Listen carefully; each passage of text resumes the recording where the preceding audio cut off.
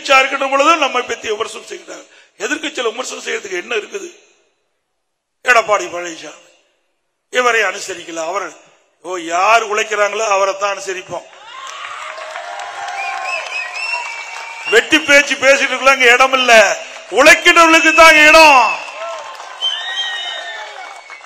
மாண்பு அம்மாவில் தெளிவாக சொல்லிவிட்டு சென்றுக்கிறார். அற்புதமா சட்டமன்றத்தில் பேசுறாங்க. எனக்கு பின்னால் 100 ஆண்டு காலம் அதிமுக தொடரும். சில பேர் அதிமுக அடமான வைக்க பார்க்கிறார்கள். அதிலிருந்து அதிமுகவை காப்பாற்ற அத்தனை பேரும் நாம் துணிந்து நிற்க வேண்டும். நிற்பீங்களா?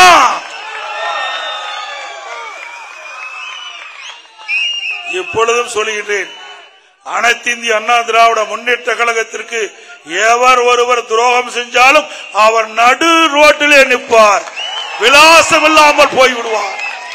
இந்த இயக்கம் உயிரோட்டம் உள்ள இயக்கம்.